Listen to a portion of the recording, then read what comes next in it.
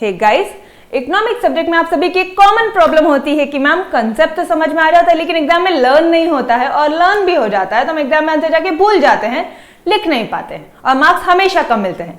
तो आपकी यही सारी प्रॉब्लम्स को सॉल्व करने के लिए मैं प्रीति सोनी भंडारी आपको ओनली लेक्चर्स के यूट्यूब चैनल पे पूरा इकोनॉमिक सब्जेक्ट, जी हाँ पूरा economic subject magic memory technique के साथ, स्टोरीज बताते हुए, समरी नोट्स के साथ पूरा इकोनॉमिक्स लर्न करवाने के लिए आई हूँ, और साथ ही साथ एग्जाम में आंसर किस तरह से प्रेजेंट करना है ये भी बताने के लिए आई हूँ। तो अगर अभी तक आपने हमारे चैनल सब्सक्राइब नहीं किया है तो आप इसे जल्दी से जाइए और सब्सक्राइब करिए, क्योंकि यहाँ पे टाइम टू टाइम कुछ revision series, doubt solving sessions, ये सारी चीजें आपको मिलने वाली है। और हाँ, अगले 5 से 6 दिनों में आप सभी के लिए एक बिगेस्ट अनाउंसमेंट आने वाला है, तो जल्द ही जाइए और ये चैनल सब्सक्राइब करिए। मैम आप किस तरह से लर्न करवाने वाले हो, आइए देखते हैं अगले 5 मिनट में। मुझे एक बात बताओ, अगर आपको आपके पापा के बारे में कुछ पूछा जाता है तो आप क्या लिखोगे? अरे फादर ऑफ इकोनॉमिक्स के बारे में पूछा जाता है तो आप एग्जाम में क्या लिख कर आओगे?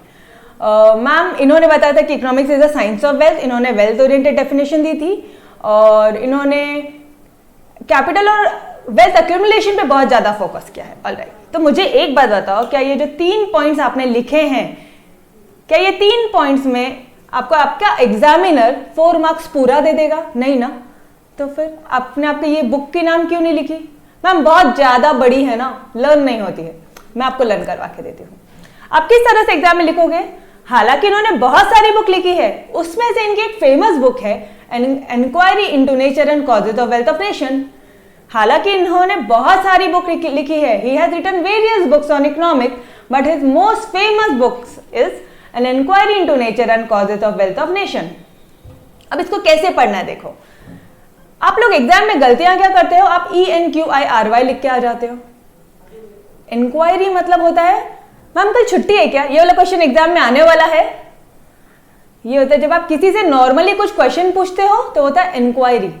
एंड आई वाला इंक्वायरी क्या होता है? जब फॉर्मल इन्वेस्टिगेशन होता है। मान लीजिए किसी कंपनी में इनकम टैक्स डिपार्टमेंट की रेड गिर गई, तो इनकम टैक्स ऑफिसर वो कंपनी में जाएंगे एंड वो पूरी जांच पड़ताल करेंगे, वो पूरा इन्वेस्टिगेशन करेंगे, वहां का डेटा कलेक्ट करेंगे, डॉक्यूमेंटेशन कलेक्ट करेंगे, एंड वो फाइनली एक रिपोर्ट बना के देंगे कि आपने इतने इतने इनकम टैक्स की चोरी की है। अब ध्यान से देखो डेफिनेशन, ठीक है, बुक का नाम ध्यान से देखो, एन इंक्वायरी। अब हम लोग फॉर्मल इन्वेस्टिगेशन करेंगे कि हमारे नेशन में वेल्थ किस फॉर्म में क्रिएट हो रहा है और कैसे क्रिएट हो रहा है, किस फॉर्म में और कैसे क्रिएट हो रहा है। An inquiry into nature and causes of wealth of nation, कि नेशन में वेल्थ किस फॉर्म में एंड कैसे क्रिएट हो रहा है। और ये बुक इन्होंने पब्लिश की थी इन द ईयर 1776। कितना इजी है, ठीक है। An inquiry into nature and causes of wealth of nations. Ma'am की पॉइंट्स, उसके लिए एक छोटी सी स्टोरी है, चलो देखते हैं। हम छोटी सी स्टोरी देखते हैं। एडम स्मिथ ने, आपको पता है एडम स्मिथ जी ने क्या किया था? उन्होंने अपनी बुक में ये डिस्कस किया है कि ह्यूमन सोसाइटी का इवॉल्व कैसे हुआ, ह्यूमन सोसाइटी का इवोल्यूशन कैसे हुआ। मैम मतलब, इसका मतलब उन्होंने हंटर स्टेज से लेके जब हम लोग जंगलों में रहते थे वहां से रेसिडेंस स्टेज तक पूरा स्टेज डिस्कस किया है, पूरा इवोल्यूशन का स्टेज उन्होंने अपनी बुक में डिस्कस किया है। और क्योंकि उन्होंने रेसिडेंस के स्टेज तक डिस्कस किया है, मतलब आज मॉडर्न सोसाइटी है, और इस मॉडर्न सोसाइटी में एक फ्री मार्केट इकोनॉमी चलती है। आप जब चाहे जो चाहे वो गुड्स बना सकते हो, आप जब चाहे जो चाहे वो गुड्स बना सकते हो। इसका मतलब गवर्नमेंट का इंटरवेंशन नहीं होता है, और इसी का मतलब होता है लेज़र-फेयर पॉलिसी। पॉइंट नंबर 1 हो गया। क्योंकि मॉडर्न सोसाइटी है, मॉडर्न सोसाइटी मतलब एक फ्री मार्केट इकोनॉमी है, क्योंकि आप जब चाहे जो चाहे वो गुड्स बना सकते हो। इसका मतलब है कि गवर्नमेंट का कोई इंटरवेंशन नहीं होता, दैट इज लेज़र-फेयर पॉलिसी। बढ़ते हैं पॉइंट नंबर 2 की तरफ। और क्योंकि गवर्नमेंट का इंटरवेंशन नहीं होता and you have right to, आप फ्री हो, जो चाहे वो बना सकते हो, तो आप ये जो डिसीजंस है, what to produce, how to produce and for whom to produce, ये आप किसके हिसाब से लोगे? क्या बनाना है, कैसे बनाना है, किसके लिए बनाना है, ये डिसीजन मैम हम तो लेंगे मार्केट में जिस गुड्स की ज्यादा डिमांड होगी ना, हम वही गुड्स ज्यादा से ज्यादा सप्लाई करेंगे।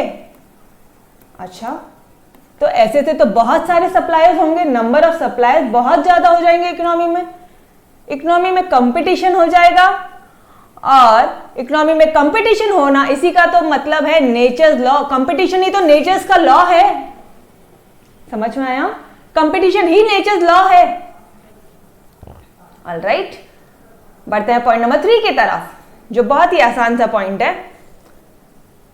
सिंस आप फ्री हो, आप जो चाहे वो बना सकते हो, बट मैडम रिसोर्सेज तो लिमिटेड है। रिसोर्सेज तो हमारे पास लिमिटेड है, हम हमारे रिसोर्सेज जो गिवन रिसोर्सेज है उसी में से ही बनाना है हमें, जो भी बनाना है। तो आप प्रॉपरली सारे रिसोर्सेज को अलोकेट करोगे, फिर चाहे वो नेचुरल रिसोर्सेज हो, चाहे वो ह्यूमन रिसोर्सेज हो। आप ह्यूमंस को भी बोलोगे कि भाई तू ये काम कर, तुम ये काम करो, तुम ये काम करो। आप प्रॉपर डिवीजन ऑफ लेबर करोगे। अगर आपको ग्रोथ चाहिए, आपको आपके बिजनेस में ग्रोथ चाहिए, तो proper division of labour as an aspect of growth theory, यही तो था आपका पॉइंट नंबर 3। तो की पॉइंट्स क्या देखे हमने? लेजेस फेयर पॉलिसी, मतलब गवर्नमेंट का इंटरवेंशन नहीं होता है, क्योंकि फ्री मार्केट इकोनॉमी है इसलिए गवर्नमेंट का इंटरवेंशन नहीं होता है। Nature's law in economic affairs, क्योंकि बहुत ज्यादा कंपटीशन है। And division of labour as an aspect of growth theory. ये हो गए हैं आपके चारों points learn. Laissez faire policy, nature's law in economic affairs, division of labour as an aspect of growth theory and wealth and capital accumulation. ये वाला point, 4th point तो बहुत ईजी है, तो आप ही को लर्न हो गया था। इसी तरह से पूरा इकोनॉमिक सब्जेक्ट रिवाइज करना है, लर्न करना है, तो ओनली लेक्चर्स का यूट्यूब चैनल आपको सब्सक्राइब करना है। Till then bye bye, take care.